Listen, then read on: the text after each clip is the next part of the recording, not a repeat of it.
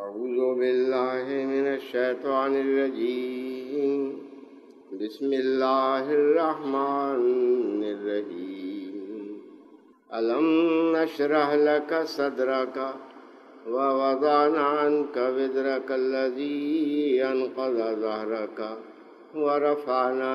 لك ذكرك سورة الانشراح قل إن صلاتي ونسكي ومحياي ومماتي لله رب العالمين لا شريك له وبذلك أمرت وأنا أول المسلمين سورة الأنعام ولما جاء موسى لميقاتنا وكلمه ربه قال رب أرني أنظر إليك قال لن تراني ولكن انظر إلى الجبل فإن استقر مكانه فسوف تراني فلما تجلى ربه للجبل جعله دكا وخر موسى صعقا فلما أفاق قال سبحانك تبت إليك وأنا أول المؤمنين سورة الأعراف اللهم صل على محمد وآل محمد افضل صلواتك وبارك وسلم انك حميد مجيد عن ابي ذر الغفاري قال قلت يا رسول الله كيف علمت انك نبي حتى استيقنت قال يا ابا ذر اتاني ملكان وانا ببعض بطحاء مكة فوقع احدهما الى الارض وكان الاخر بين السماء والارض فقال احدهما لصاحبه اهو قال نعم قال فزنه برجل فوزنت به فوزنته ثم قال زنه ب10 فوزنت بهم فرجعتهم ثم قال زنه ب100 فوزنت به فرجعتهم ثم قال زنه ب1000 فوزنت به فرجعتهم كأني انظر إليهم ينتصرون علي من خفة الميزان قال فقال أحدهما لصاحبه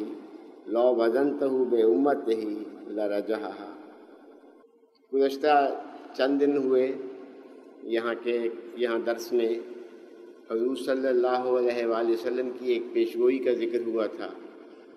جس پیشگوئی میں حضور صلی اللہ علیہ وسلم نے یہ فرمایا ہے کہ ایک وقت ایسا آئے گا کہ اس کرۂ ارض پر کوئی گھر نہیں رہے گا، خواہ وہ گھر خیمے کا ہو، خواہ وہ خاک و خشت کا بنا ہوا ہو، جس میں کلمۃ الاسلام اسلام کی تبلیغ نہ پہنچ جائے. یہ مرحلہ جیسا کہ اس دن بھی ذکر ہوا تھا ابھی تک نہیں آیا، لیکن حضور صلی اللہ علیہ وسلم کی یہ پیشگوئی انشاءاللہ ضرور پوری ہوگی، اور ہم اللہ تعالیٰ کے فضل سے یہ امید رکھتے ہیں کہ ہم وہ جماعت ہیں جو اس پیشگوئی کے پورا کرنے کے لیے اعلیٰ کار بنائے گئے ہیں، اور یہ ہماری بڑی خوش قسمتی ہے. لیکن یہ مرحلہ اتنا مشکل ہے اور یہ بات اتنی غیر معمولی لگتی ہے کہ بعض لوگوں کو اس پر شبہات پیدا ہو جاتے ہیں. کیا ایسا ممکن بھی ہے کہ ایک وقت اس کرۂ ارض کے اوپر، جس میں شیطان اور دجال ذرا ذرا اپنی فوجیں لیے ہوئے ساری دنیا پر چھائے ہوئے ہیں، کیا ممکن ہے کہ یہ طاقتیں ٹوٹ جائیں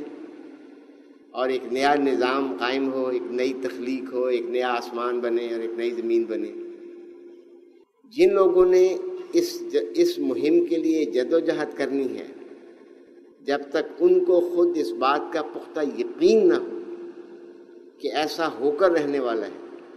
ان کی جدوجہد پوری صحیح لائنز پر نہیں پڑ سکتی.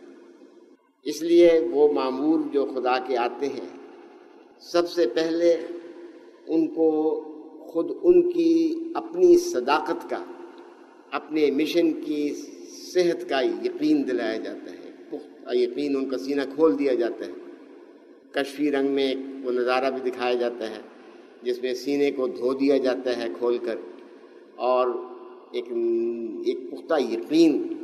ایک پختہ ایمان ان کو پیدا ہوتا ہے کہ ہم نے اپنے مشن میں انشاءاللہ ضرور کامیاب ہونا ہے، اور اسی کی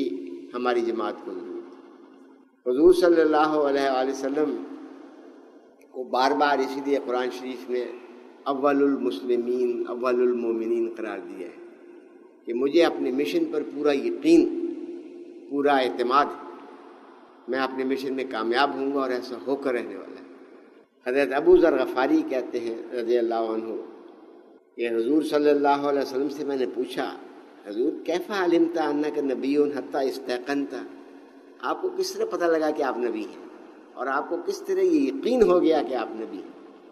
تو وہ تو ایک بہت الہامات اور خوابوں کا ایک لمبا سلسلہ ہے۔ اس ضمن میں حضور نے اپنا ایک خواب بتایا، فرمایا یا ابا ذر اتانی ملکان، خواب ہے یا ایک ظاہری کشفی نظارہ ہے۔ اے ابو ذر، میرے پاس دو فرشتے آئے، وَأَنَا بِبَعْضِ بَطْحَائِ مکہ تھا،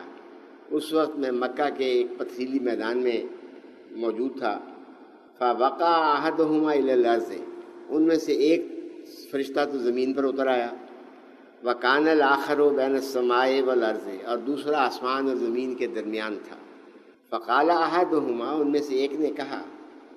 لِصَاحِبِهِ، اپنے ساتھی کو، ہوا یہ وہی ہیں، مراد یہ ہے کہ کیا یہ وہی ہیں جو خدا تعالیٰ نے معمور بنا کر ان کو بھیجا ہے؟ قَالَ نعم، اس نے کہا ہاں ایسا ہی ہے۔ قَالَ فَزِنْهُ بِرَجُلٍ، ایک فرشتے نے دوسرے کو کہا ان کا وزن کرو، ایک آدمی کو ایک پتڑے میں بٹھاؤ، ان کو ایک پلڑے میں بٹھاؤ اور وزن کرو۔ فَوَزِنْتُ بِهِ فَوَزَنْتُهُ، میرا وزن لیا گیا اس شخص کو دوسرے پلڑے میں بٹھا کر، مجھے ایک پلڑے میں بٹھا کر، اور میں اس سے، میرا وزن اس سے بھاری نکلا۔ ثم قال زنہ بعشرۃ، پھر فرشتے نے کہا کہ اب اس کو 10 آدمیوں کے ساتھ وزن کرو۔ فوزنت بہم فرجعتہم، میرا وزن لیا گیا اور میں ان سے بھی غالب نکلا، ان سے بھی میرا وزن زیادہ نکلا۔ ثم قال زنہ بمئۃ، اس نے کہا 100 آدمی لو اور ان کو وزن کرو حضور کے مقابلے میں، ایک پلڑے میں بٹھاؤ حضور کو، دوسرے میں پلڑے میں 100 آدمیوں کو بٹھاؤ۔ فوزنت بہ، میرا اس طرح وزن لیا گیا، فرجعتہم، میرا وزن 100 آدمیوں سے بھی زیادہ نکلا۔ ثم قال زنہ بألف، اس نے کہا 1000 آدمیوں کے ساتھ ان کا مقابلہ کرو، تولو ان کو۔ فوزنت بہم فرجعتہم، میرا وزن اس طرح بھی لیا گیا اور پھر میں ان سے باہر نکلا، اور میں وہ نظارہ سارا دیکھ رہا تھا، کس طرح وہ پلڑا ان کا جو ہلکا تھا اس کی وجہ سے وہ نیچے زمین پر گر رہے تھے۔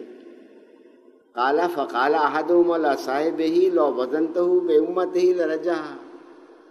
ایک نے دوسرے کو کہا کہ ان کا وزن کرو گے ساری دنیا کو، ساری قوم کو ملا لو تب بھی ان کا وزن زیادہ ہوگا۔ کہتے یہ نظارہ میرے لیے ان ابتدائی نظاروں میں سے تھا جس کے ذریعے حضرت ابو ذر کو نے کہا کہ مجھے یقین دلایا گیا کہ میں خدا تعالیٰ کی طرف سے نبی ہوں۔ تو نبی سب سے پہلے اپنے آپ پر ایمان لاتا ہے اور اس کو یقین ہوتا ہے، دلا دیا جاتا ہے کہ تم نے اپنے مشن میں کامیاب ہونا ہے۔ اور ہر وہ جماعت جس نے کوئی عظیم الشان مہم کرنی ہے، ایک عالمگیر فتح اسلام کو، صداقت کو دلانی ہے اس قرآن پر، اس کو اس بات کا یقین رکھنا چاہیے اور یہ یقین اس کے سینے میں جوش مارنا چاہیے۔ حضرت مسلم موعود رضی اللہ عنہ نے بڑے نفیس رنگ میں اس مضمون کو بیان کیا ہے۔ فرماتے ہیں یاد رکھنا چاہیے کہ انسانی کامیابی کا پہلا مدار خود اس کے اپنے یقین پر ہوتا ہے۔ کوئی انسان دنیا میں کامیاب نہیں ہو سکتا جب تک کہ اسے اپنے دعویٰ پر یقین نہ ہو، بلکہ اگر روحانیات کو جانے دیں اور مادیات کو لے لیں تب بھی کوئی انسان کسی کام کے لیے سنجیدگی سے کوشش نہیں کر سکتا جب تک اسے اپنے نفس پر یقین نہ ہو۔ گویا الہی سنت جو سلسلہ انبیاء پر نظر ڈالنے سے معلوم ہوتی ہے وہ یہی ہے کہ پہلے خود نبی کے دل میں یقین پیدا کیا جاتا ہے اور پھر اسے لوگوں کی ہدایت کے لیے کھڑا کیا جاتا ہے۔ رسول کریم صلی اللہ علیہ وسلم کے متعلق جو قرآن کریم میں انا اول المسلمین کے الفاظ آتے ہیں ان کا مفہوم بھی یہی ہے کہ ہمارا پہلا کام تیرے دل میں یقین پیدا کرنا ہے۔ اگر تیرے دل میں دبدبا اور شک رہے گا تو اس کام کے لیے وہ کوشش نہیں کر سکے گا جس کوشش کے بغیر یہ کام اپنی تکمیل کو نہیں پہنچ سکتا۔ فرماتے ہیں میں نے دیکھا ہے کہ بعض لوگ غلطی سے انا اول المومنین، یا انا اول المسلمین کہنے کی حقیقت کو نہیں سمجھتے، اور وہ اعتراض کرتے ہوئے کہا کرتے ہیں کہ اپنے دعوے پر آپ ایمان لانے کے کیا معنی ہوئے۔ وہ اس بات کو نہیں سمجھتے کہ اس یقین کے بغیر کوئی شخص دوسروں کو شکوک اور شبہات سے نجات نہیں دلا سکتا۔ وہی شخص دوسروں کے دل میں یقین پیدا کر سکتا ہے جس کے دل میں خود یقین موجود ہو،